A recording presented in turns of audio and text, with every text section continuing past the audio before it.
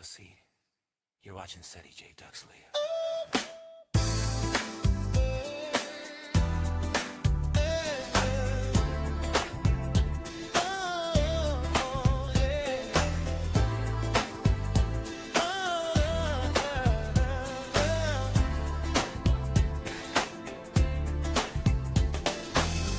Everybody's got a story to tell, a dream to chase, and a wish as well.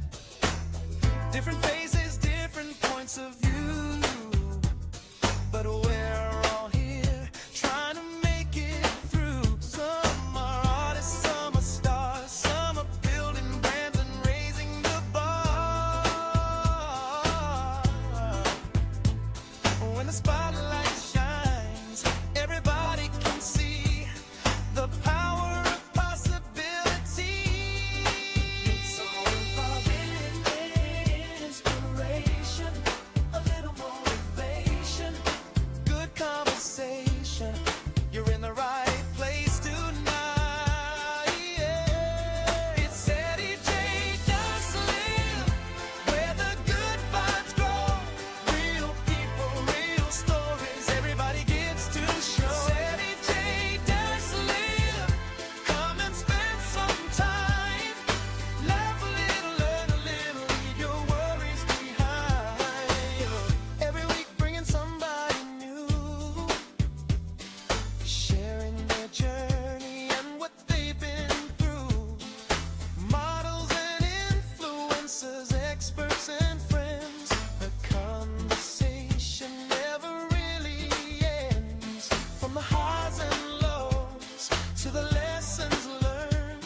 Every guest that stops by has a light that burns. We're celebrating every voice, every dream and every choice. Together we're creating something that can lift somebody higher. It's Ceddyjdusk Live, where the good vibes grow. Real people, real stories, everybody gets to show. Ceddyjdusk Live, come and spend some time. Laugh a little, learn a little, leave your worries behind. There's a place for everybody. Every journey matters. Every voice belongs. We're all writing our own song. With Ceddyjdusk Live, where the good vibes grow. Real people, real stories, everybody gets to show. Ceddyjdusk Live, the place you wanna be. Sharing dreams and building bridges for the whole world to see. Remember, where there's a J, there's a way. Where there's a J, there's a way. And where there's a J, or a U, there is a way. It's Ceddyjdusk Live.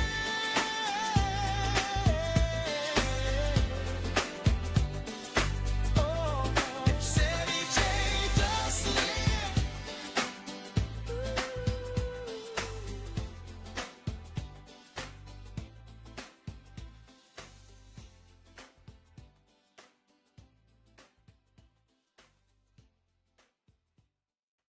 What's up, everybody? This is your boy, Ceddy J, and you tuned in another episode of the Convo with series on Ceddyjdusk Live.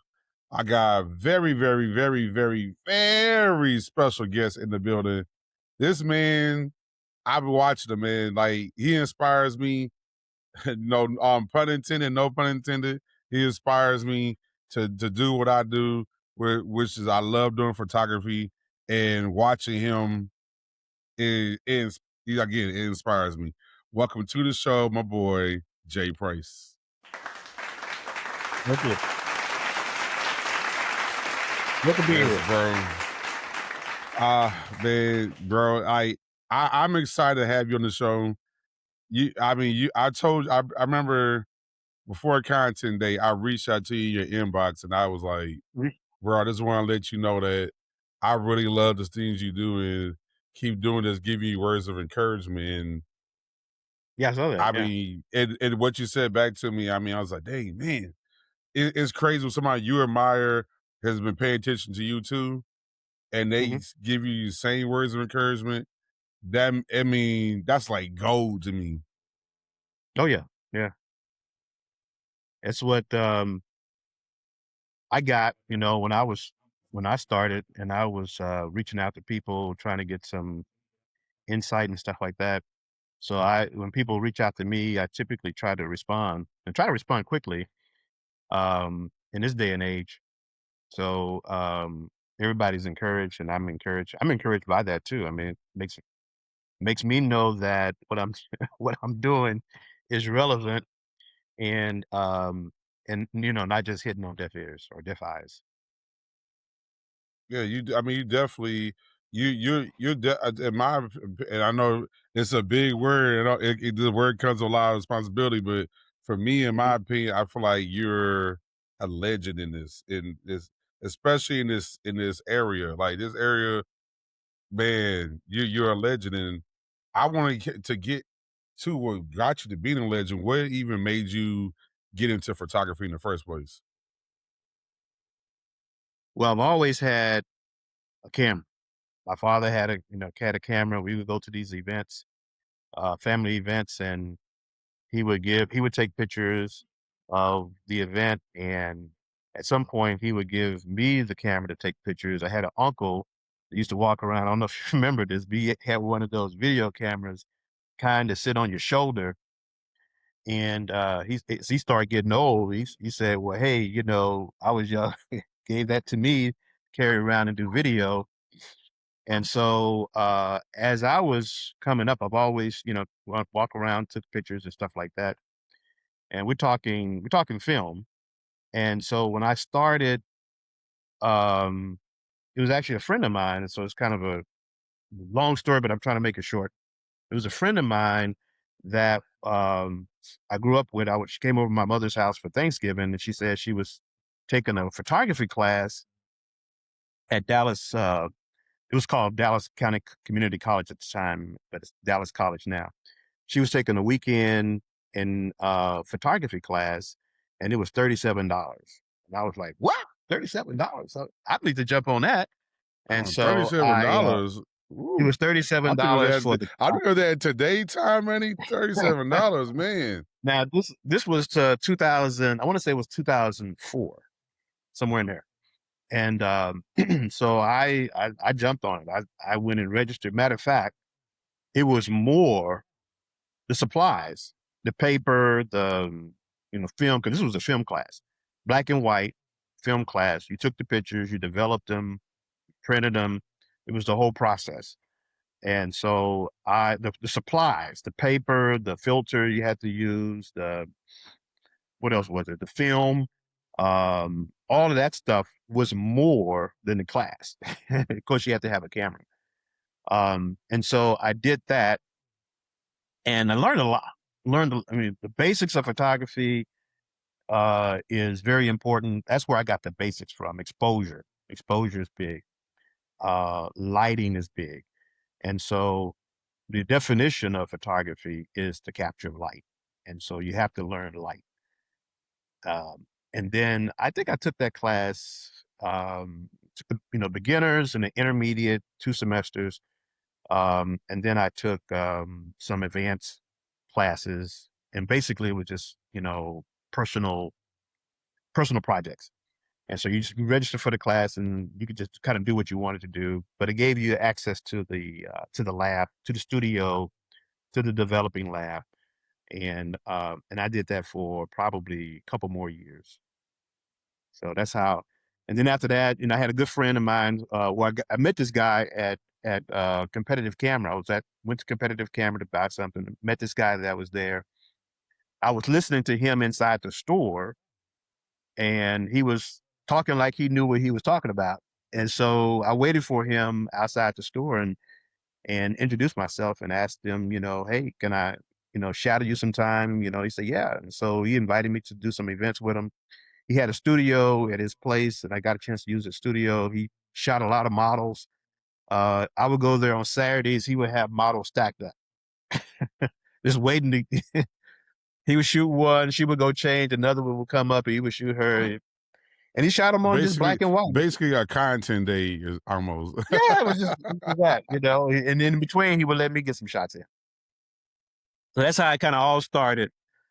Unfortunately, that guy passed away, I think, a couple of years ago. He passed away a couple of years ago. But we stayed friends and stuff like that for a long time. So that's kind of how I got started. Well, I mean, you said there was a point you made during it that I think that I preach it all the time, and just to hear you say the same thing, like basically lighting. I would tell people that they think, oh, this how good the model look and all that. Yeah, that matters Mhm. to that. But you, as far as your photography skills, I would tell if there's anything you learn, you better learn lighting, lighting, lighting, lighting, lighting, and like you said, in exposure. Because Right. I see stuff all the time, and I don't be just trying. I don't be doing it to be mean I'll be actually trying to look out for people, not telling them, "Hey, you gotta be careful on the overexposure. Yeah, Overexposure will cost you big yeah, time." yeah. So I'm Um, glad that and that you came out and you talked about it, because it's yet another voice that's kind of reminding people, if it's anything else you don't learn, make sure you learn. If you know your light, can't nobody stop you in anything in this photography world. yeah. And it's a lifelong, it's continuous, right? So I'm continuing because at some point I call it the ebb and flow of developing. As you go up, it's kind of like this. Um, you have when you bring something in new or try something new, like when I first started in the class, the teacher was a fine art teacher. So her degree was in fine arts. She had photography as part of that, but she did nothing with studio lights. So she didn't know anything about strobes. Didn't really want to know anything about strobes. So the guy who I had met at the store knew about strobes. He taught me about strobes. And there was another guy that I had met a long time ago who was a photographer in town who used a lot of strobes, and I learned from him too. But those I had to kind of go through working with him and understanding how strobes work and how to shoot with strobes. When I was in the class, we used a lot of natural light, and at some point, the teacher would say, "Well, hey Johnson, you understand about these studio lights." If somebody wanted to understand how to use a studio light, she would call me over and ask me to come over and talk to them about how to do studio lighting, how to meter it, we used a meter back in that. I still use a meter now, even though a lot of people don't. Um, but how to do the Or metering. at least look at your histogram. Yeah, you can look at the histogram, but you have to understand what you're looking at in the histogram. You have to understand what you're capturing. But kind of one of the best things, one of the best ways to understand exposure is to measure it. And now my background is engineering. I'm an engineer. My schooling is engineering, so I'm kind of in a analytical mind, and I have to teach myself to be creative, do more creative stuff. And so I lean on that. So other people might be more creative and they don't really delve into the technical piece. And they'll say, I don't want to really get into technical. I don't want to really understand all that stuff. I just really want to go and create. And if it looks good if it looks good, if it looks good to me, then that's what I want. And I don't knock that, just because I've seen a lot of stuff where people really don't understand the depths of exposure, but they got a good eye and they can create some amazing stuff. So, you kind of never know what's behind all of that. And you said so. I gotta correct you, because you real y'all. Some of y'all coming, y'all are real slick. This man, Jay Price, DJ Price, just told me he's.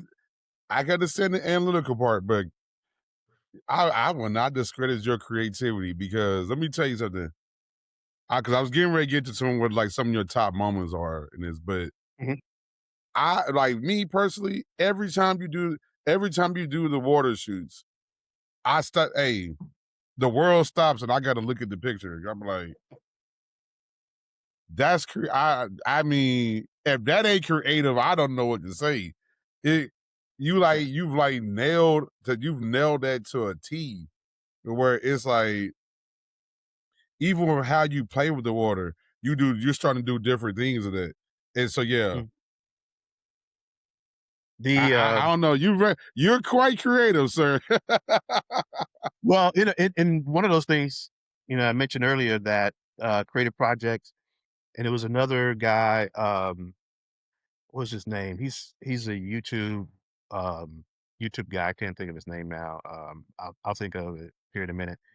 Um, but I don't see him as much right now as I used to see him on YouTube. But he was very, very popular in the YouTube learning space. When you go out there and try to learn photography, you would look at some of his work. Had very, very distinctive work. And you looked at that, you said that's that guy's work. And he said something, and I took a class from him at Texas School. So I go to Texas School, which is I'm gonna put a plug in for Texas. I'll put a plug in for education. Put a plug in for Texas School. If you don't know it, it's a week-long photography intensive, which means you go to a class and you go to that particular class for one whole week, and it's all day. And so it's pretty much 6 days. I want to say it's 6 days. Starts on Sunday, ends on Friday. Um, so it's 5 days of really intensive uh, instruction, and then kind of like a half day of just kind of fluffy. We're just getting started. We're here and some other education. But uh, this guy told us in that class, he said you should have a personal project. Work on personal projects. That's your growth. So try something, look at something, try to figure it out, try to perfect it, and spend a lot of time. And he said, just keep shooting it and perfecting that thing. And that thing for me was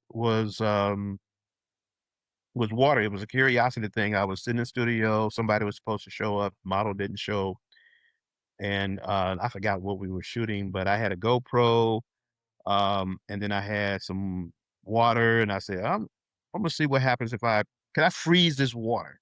I wanted to freeze it. I wanted to freeze the water in motion, and I wanted to see if I could do it. And it turns out I couldn't really do it because I didn't have the right lighting for it. And I learned something. So I learned about the lighting. I learned I need a special type of lighting, and it just went on from there. And that shot is if you go in my Instagram and you go way back, I don't know, I've been shooting water stuff for probably 10 years. If you go way back, you'll see that GoPro with the splash on it. And then the whole thing with me, my profile picture with the Coke, drinking the Coke. The kid that we're using the Did that, promo, yes, y'all see. and I did that the same day. I shot that the same day with the Coke can. And so, and it was, an effort to kind of freeze that water. So I'm still doing that series in, kind of a different form. I did it with strobes. I'm doing more stuff right now with continuous lights. So I'm trying to recreate some of the stuff I did with strobes with continuous lights, or a mixture of continuous lights and strobes. And at one point I was trying to freeze the water. Now I'm trying to get the water, the flow of the water, and capture that, um, and using different lighting. So it's you have to have those personal projects, and they create an opportunity to learn a little bit more in depth about something. There was something called um, with strobes. There's this window of time where the light actually comes on and then it cuts off, and it Yep. was flash duration. And I learned a lot about flash duration, um, dealing with playing around with water. So that's kind of how that started and how And it's continuing. because which by the way, because you tease it a few couple times because you talked about water as far as in the state of its liquid form, But Mhm. now I've been seeing you've been talking about it in its solid form, which is Yeah, ice. So what? ice. Like, tell me because what's getting ready to happen with this ice project? I that when I saw that, I was like, oh, no, I'm gonna stay on top of them. I want to see what's getting ready to happen. Well, so I did this. I had this other photographer who asked me to come out and talk to this group, and he was really ratcheting me up. He was like, "Hey, this guy, he shoots the earth, wind, and fire, and, all, and water in all three different forms." Say, well, I haven't. I do steam. I've done, fog and all that kind of stuff. But I haven't done really ice. And so I did play around with some acrylic ice. Just didn't really like how it looked. It didn't look real, And so there's a shot I did with a young lady named I think her name is KY Does It. I think that's her Instagram name. But you'll see she's sitting in a chair. She has this martini glass with these ice cubes in it, and she's throwing the water on her with the ice cubes, and you see the water droplets. It froze the water droplets, and you see the ice cubes in solid form, and it just kind of one of the shots was really perfect. You just see the trajectory of the water with the ice in between some of the water splashes. It looked pretty cool, but it just wasn't it didn't look real. And so I was playing around with I was looking at this stuff called ghost ice. And I was this is a couple of years ago, and I was looking at how can I make this ghost ice, which is just ice cubes that are clear. It has no imperfections in it. It just looks like glass. And they had some that was spherical, and they had some that was square, and then they have different shapes. And so I was looking on Amazon the other day, and I was thinking, I should try to do this thing again, maybe with some ice, real ice. And it was a YouTube, not a YouTube. There was a short. It was a reel where a young lady um, photographer saw they took an AI image of a lady with some ice, and they said we're going to recreate this AI image, and we're going to recreate it live. And so she had this ice, and they were doing it with the waters pouring out of the young lady's mouth, and I said, I should go back to that. And so I went on Amazon, and wow, I found these ice trays that were about $30 that I could get. And so I got the ice trays, and I made these big cube ice. And I think have I posted one? I think I may have posted some in the stories, but I don't think I posted one just yet. So far, so I started this ice series. I just kind of put a call out there for models who might be interested in doing something with ice. And I had a couple people hit me up the first time I posted it, and then out of that, I shot one. And since then, I've shot three. And typically they're tag along. So we do one shoot that we're going to do, and then I throw this thing out there and say, hey, would you be willing to do something with some ice? And people typically are, oh yeah, until they, feel it. Yeah, And then especially it's cold. if they're open minded and are intrigued about doing creative projects. Who's going to Yeah, say, yeah, "Oh no"? yeah.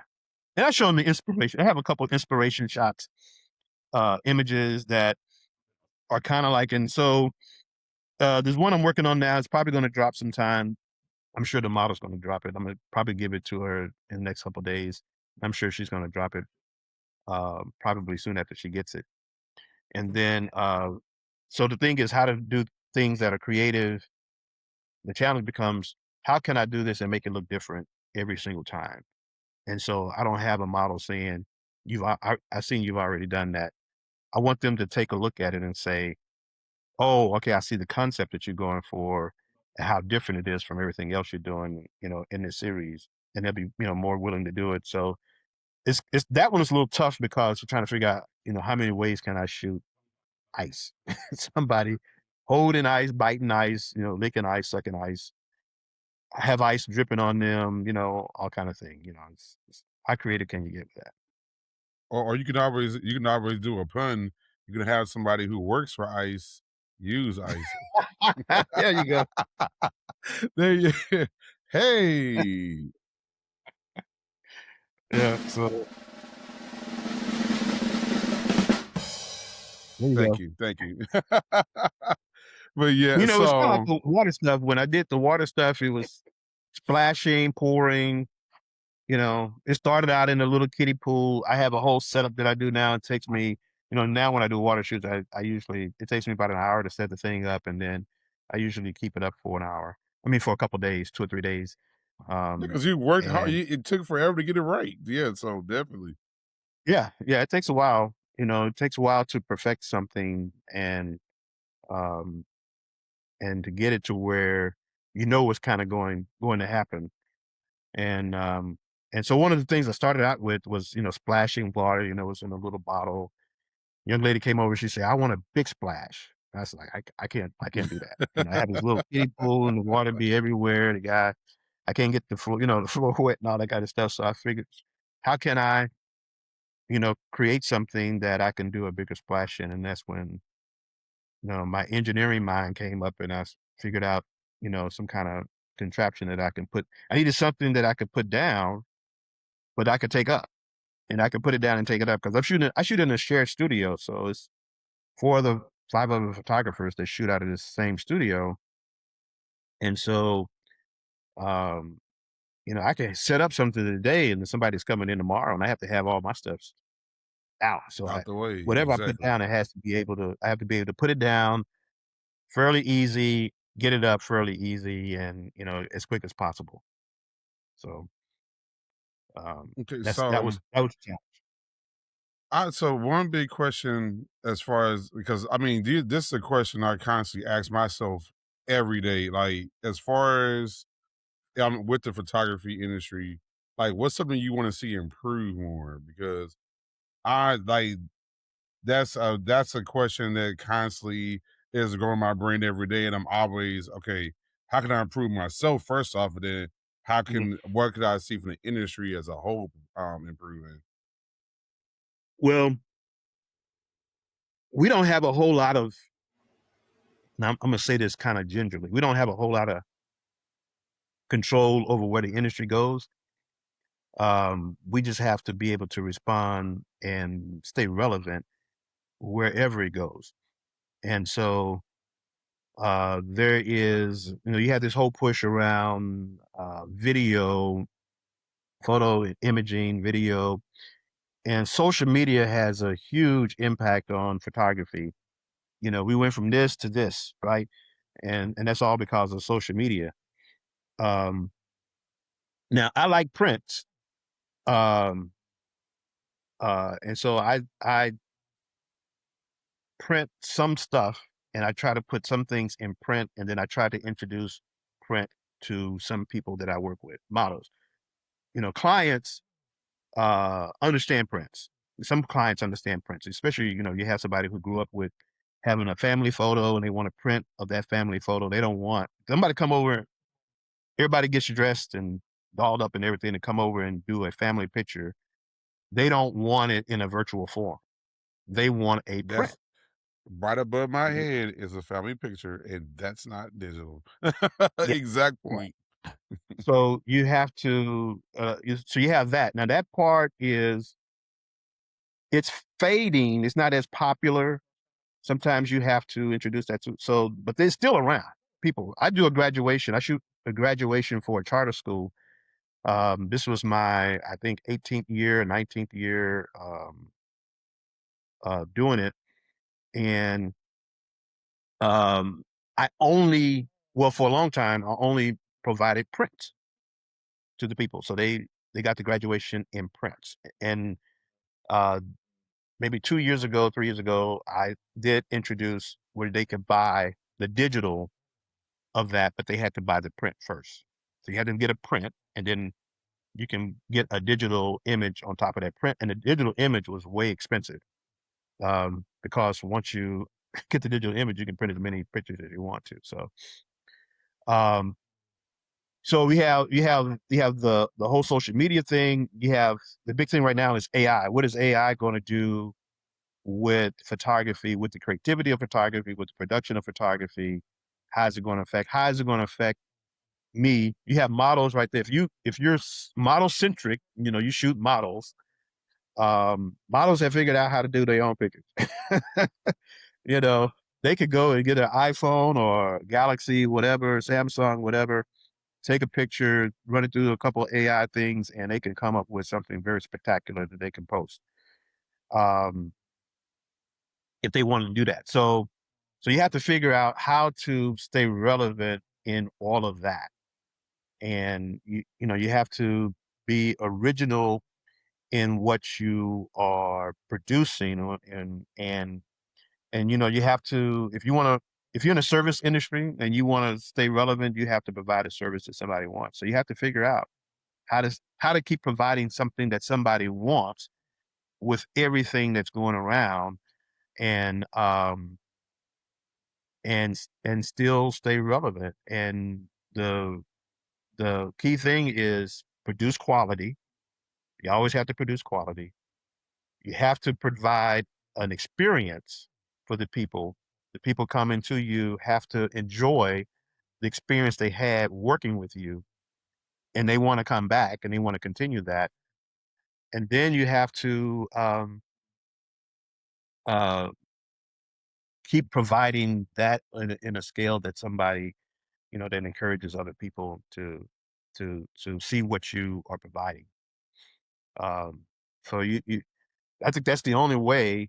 And if you do those things, you keep learning, you keep providing, you provide a good experience, and you keep providing, you stay relevant in terms of what people want, then you can ride out these storms and waves of technology and different things. And this AI is big, right? Because it can help you as much as it can replace you. And you have to look at it that way. But you have to go and look for a market. You have to make sure that you're catering for that market, or catering or going after a market that will appreciate what you're providing. So, and every AI is not perfect. We have to figure out how to use it in what we do, be more efficient, and provide your service that experience better, so people have a better experience. And if you do that, then you can kind of ride that wave. We don't know where this thing is going to go, right? So Right. You can't be like I know I've seen some people who made posts. If you use AI with your work, I can't respect you and and at first, I didn't really use the AI like that when I like but I started embracing it more and started going, like you said, it can help you. You mhm, don't lean. Just I think the real conversation is that people are not really nailing down. It's not a matter of if you're using AI. It's if you fully lean into AI and you don't do any of the creative process yourself. Because oh yeah, like I use AI, but because I have a creative mind and a technical mind, I know how to fine tune because the people who do great are the ones that know how to fine tune it. And sure, yeah. yeah, people will see something like you use AI. It's like, yep, I use AI in helping me get this final result to a piece. Because I think what the other part of the conversation is, it's always been automate. The word that people are missing is automation. There's Mhm. always been some form of automation in everything we do. It's just now the new word is AI, and AI is like, oh my God, they're going to take our jobs. They said the same thing with automation when it came to Yeah. doing textiles and all that, but Oh it yeah. just helped you make your job easier. I mean, it's real, right? Because my wife was saying she went to the bank yesterday and she said, wow, it used to go to a bank, there's a whole bunch of tellers and all this kind of stuff. Right now, you go in there, you got this big machine there, you got maybe one or two tellers, you got these bankers. So you go into the store, people used to bag your groceries and take it out to your car and all this other kind of stuff. Right now, you had somebody ring up your groceries, somebody be on the other side bagging it, and then they, that same person might, or somebody else might take it out to your car. You know, when I was growing up, I remember the milkman. you know, the guy used to come to your house and bring milk, and leave it out outside your door. Um, Times change, and it's going to force massive changes in to happen, and it's going to be a paradigm shift. You're going to go, you're going through your lifetime, you're living through all these paradigm shifts where things happen, and you just have to figure it out. You can't replace people. You can replace things that people do, but you can't replace people. And but there are some scary parts about AI, scary parts about ChatGPT and how people, I have a friend of mine who uses ChatGPT and she talks to it like a person. And how reliable is that information you're getting? Well, that information is based on, years and years and years of document, right? And so it's not new thinking, it's old thinking, right? And so you're looking at years of information that people have, and that's what's formulating. Now, if you use that information correctly, use it right or whatever, you can create the other paradigm shift, right? Because there's new ideas using the experiences of historical presidents, right? That you can make, garner something new. And you have to, when you look at it in photography, you can go in and do all this skin retouching and and you can do that. Some people might say, if you use AI for skin retouching, that's wrong. Well, what are you using for skin retouching? Well, I'm using frequency separation. Well, used to be people who would take the film negative and rub this stuff on there to soften skin, right? All of this stuff that we're doing, we're living through different paradigm shifts. All this stuff is just to make us more efficient in what we do. And if you look at it that way, if you use that, then you can still now spend more of your time in the creative element and not necessarily spend all the time in the mundane chores that you have to do. Unless you live in that world. I mean, retouchers some are probably going to not survive because they look at it that, this stuff is doing what I'm doing. It's taking my job away. Other people will look at it as, well, now I can retouch instead of 10, I can retouch 100 because I'm using these tools. So it's just all in how you think about how you use it and how you incorporate that. I think it's going to make a difference in how it affects you. Exactly. So, a few more things I got for you. One, like you kind of talked about this earlier in the show. When we were alluding to, me talking about reaching out to you and vice versa, and you said something to you. Like, I was like, and this is what made me like pose this question for you. I felt like there was like a point in time when I first started. I felt like there were people who were gatekeeping because there Mhm. were some people who kept perpetuating this narrative that photographers are lone wolves and and I'm just like, I don't believe that. I for life of me, I just can't believe that's the case. And it made some of the early days a little rough because people, instead of realizing, hey, this new photographer, he's not a threat. He's he's actually making my job easier because there's, especially now because so many people are moving here, there's Yeah. so many models. There's no way in the world we can all shoot every last model at the same time. So it is important to have more photographers. I welcome it. I don't get nervous about, oh, dang, he's gonna take another model. Like, people get on that, and I feel like now we're starting to come back to this community mindset when it comes to photography, especially like perfect example at Content Day. You know, Mhm. we remember we had to, because we had to keep moving around and we had the Yeah. wagons. It was like, do Yeah. we really want to unpack all these wagons? And I was like, no, man, get that stuff in that wagon. Mhm. I'll help you pick it up. Like that right there is kind of stuff of like one, we're always thinking, but two, the fact that another photographer, you didn't have to care, but come over and say, yeah, let me help you get this done so you can be just as efficient. Right. That little stuff, hey, here's a water sprayer because I don't want you to be out here passing out. Little Yeah. things like that. People like, I feel like we gotta get back to that. And I feel like that's starting to happen more. What is your thoughts on that?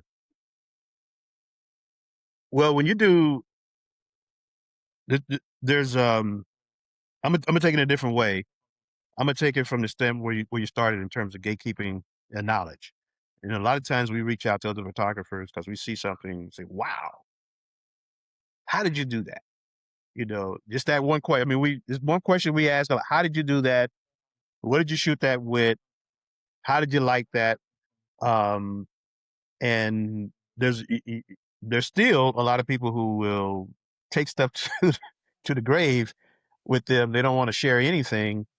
I think, you know, it's helpful because people, you know, like I said, when I started out, I reached out to people. They shared knowledge with me, and that's how I was able to learn.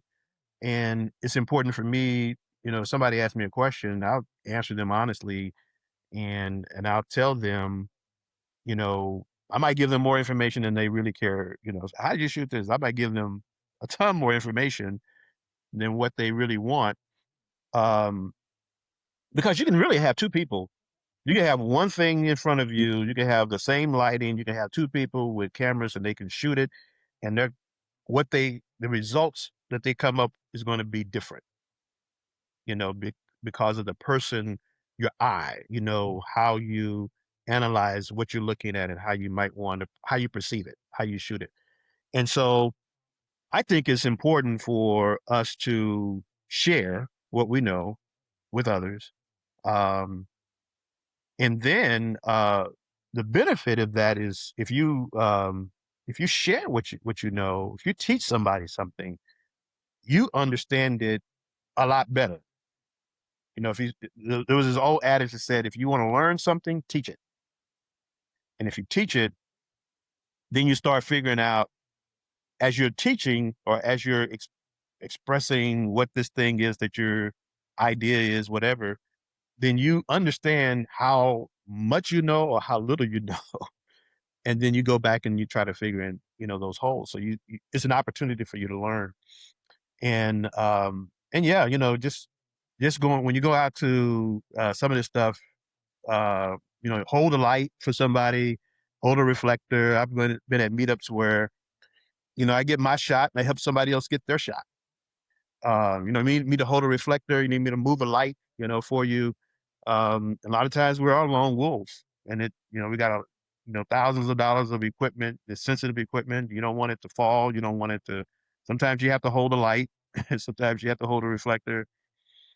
You know, you see something wrong, you can kind of go over to somebody and say, hey, you know, I think you might want to change that. You know, you kind of have to figure out a good way to say it, you know, correct someone if you see somebody doing something wrong or just pull them off. Um, there was just one thing I learned. I'm just kind of giving you an example and kind of short.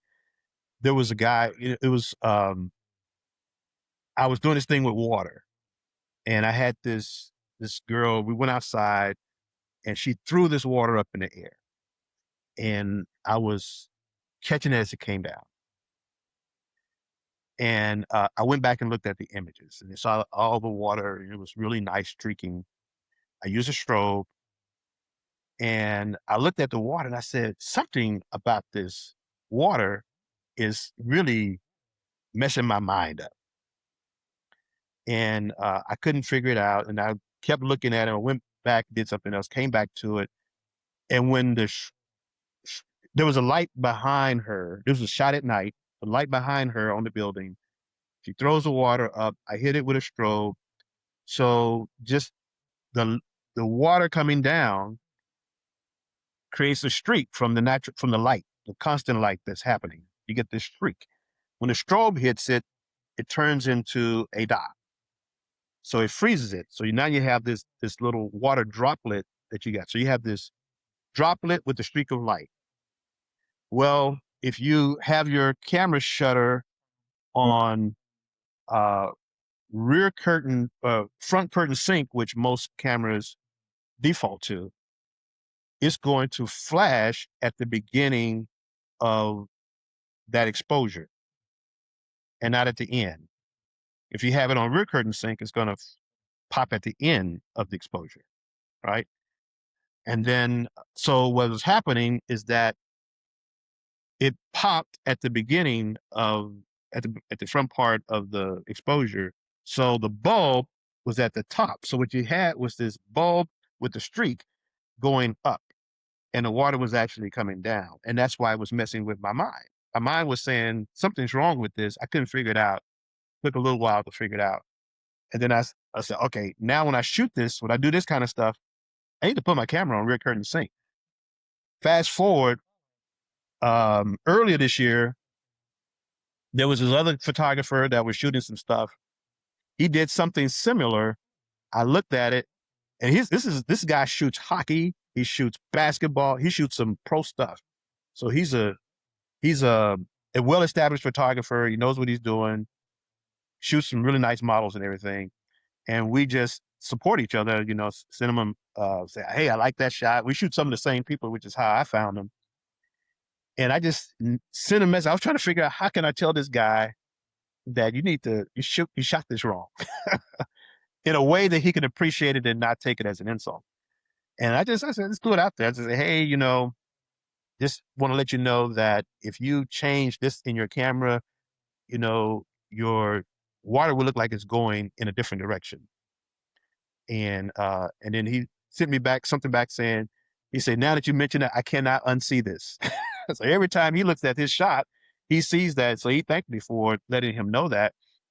And I've gotten the same thing from other people. Some people tell me, say, hey, you look at the lighting on something behind you and look at where you put your light. You put your light on the wrong side.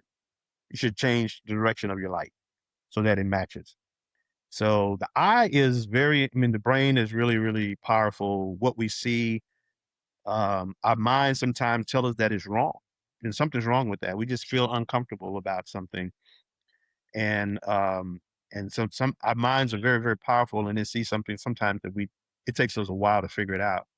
And other people have figured it out, and that's where we can kind of help each other. We see somebody doing something wrong, or something that's not right, or something that could be improved better. We can nudge them and say, hey, here's something you might want to consider.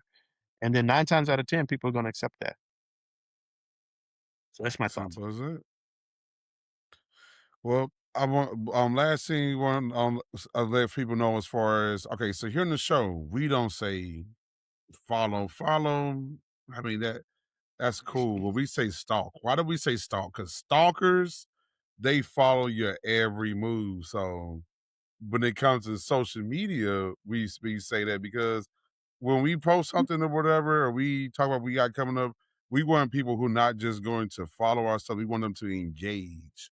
So Yeah, in that yeah. case, where can people stalk you at? Definitely on Instagram. That's where I primarily put a lot of my stuff. I do have, so that's J Price Photography.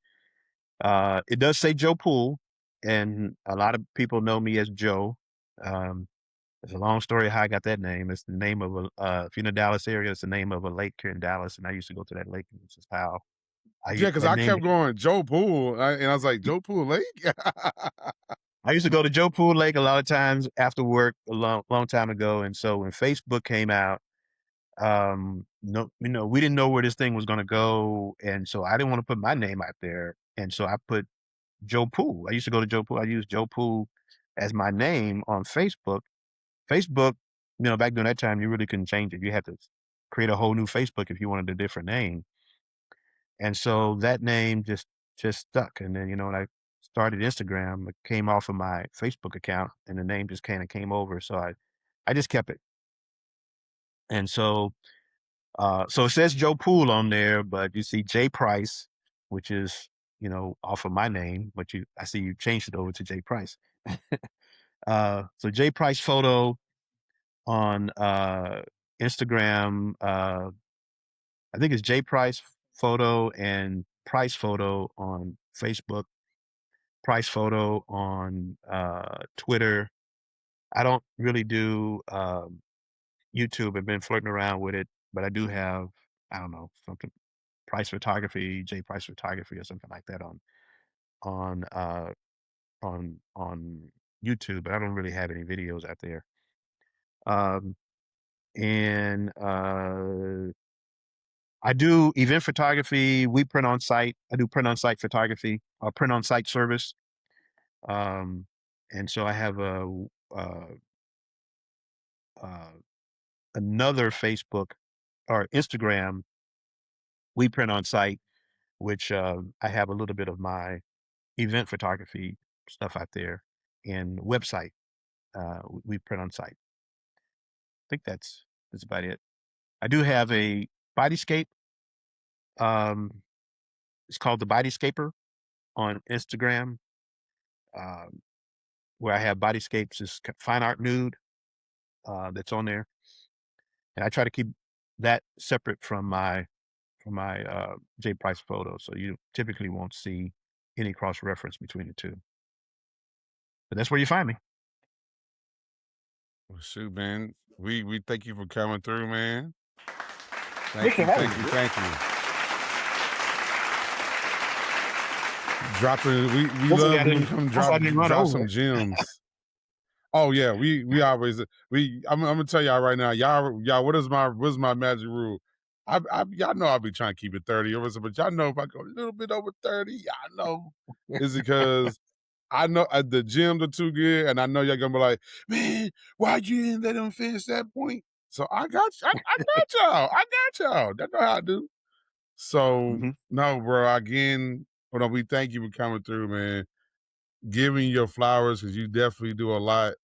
You know, you going hard, like especially doing this show with you allowed me to get into your brain even more and go, dang, like I'm just that. I was already intrigued, but now I'm all the way intrigued. So, and then I was excited because during that content day, that was my first time finally getting to meet you. So it's always cool to kind of like beat the people behind these photos or whatnot. Yep. And I actually do probably three kind of meetup groups. And that's one of them. They're all kind of different. People are different, and I think Chris Simmons, I think he crosses all three of them. Yeah, because that was my first time. That was my first time meeting Chris. Like I learned about Chris' work during this process too.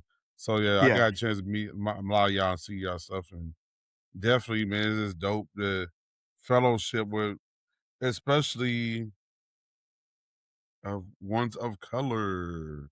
Oh yeah. Because a lot of people, I want to end this one last point. This because one girl was like, "Oh, is there any any black photographers that shoot chocolate women? Because I don't really be seeing it, and especially with photographers of color."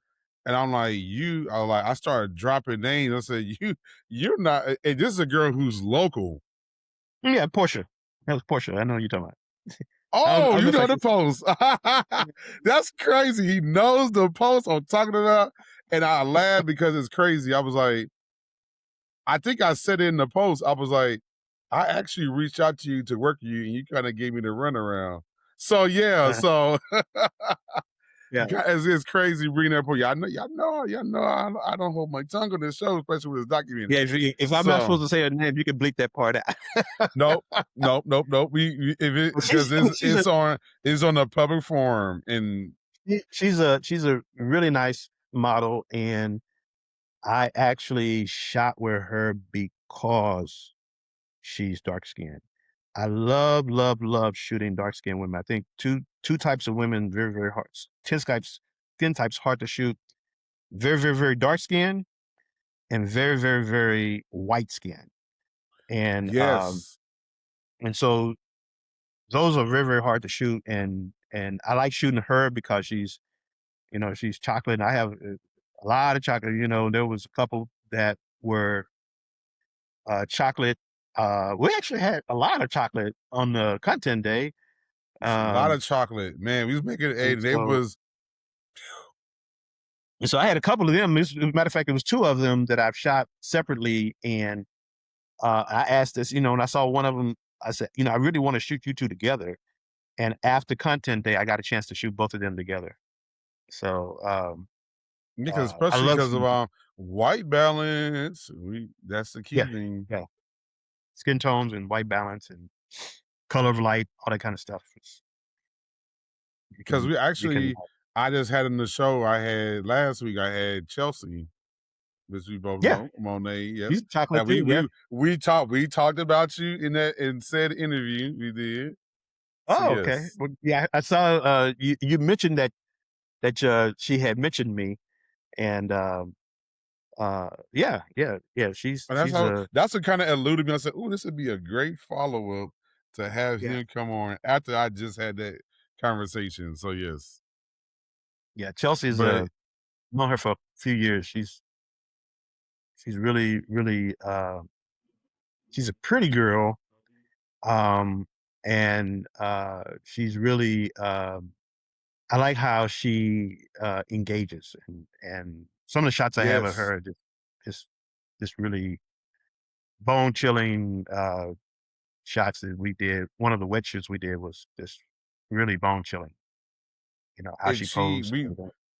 we brought this up. It's like I said, every time we shoot and you shoot, it's like every time you shoot, you get like I never got worried about if you're gonna bring it consistent. I Mhm. don't, you check whatever you got at the door and you come and you be ready to create. And it's like there's a lot of people they completely just stop because of everything. Oh my god, I can't do it because my Yeah, dog ate kibbles and bits the wrong way this morning. I'm like, oh my god. But yeah, so I mean that's a hell of a point to go out on. yeah, yeah. So yeah, so y'all know how to follow me. So Ceddyjdusk is everywhere. I actually getting ready to come soon is because I already had laserfocusphotos.com, humancanvasmag.com, and I had this and it's funny because the whole username is thing happened to me too. There are people Uh-huh. who swear to God they think my last name is Dusk now. They really think it is Dusk. And I got my last name on lots of things, clear as day, call year like a mug. They think that my last name is Dusk because this is like Yeah. Mr. Dusk. I've been having people who see me out about Ceddy J Dusk. I'm like, oh my God. But yeah, so y'all know how to follow me. We're also Ceddyjdusk.com is getting ready to drop. I just purchased that domain. So yeah, there you go, man. The Focus Shop will get you some merch. We just shot some of the merch on Monday, and y'all seen. Thank you, Simone, for making the shorts. Show women that yeah, those shorts definitely work for women that got a little extra back there. So yes, again, everybody, thank my boy Jay Price for coming through. And y'all know how we end every show. We remind you in everything you do, no matter what you do, no matter how you do it. Remember, where there's a J, which the J works for both of us, or there's a U, there is a way. Y'all tune in to the episode of the Convo With series here on Say J Does Live. We out, y'all. Peace. There's a place for everybody. Every journey matters. Every voice belongs. We're all writing our own song. With Ceddyjdusk live, where the good vibes grow. Real people, real stories. Everybody gets to show. Ceddyjdusk live, the place you wanna be. Sharing dreams and building bridges for the whole world to see. Remember, where there's a J, there's a way. Where there's a chance.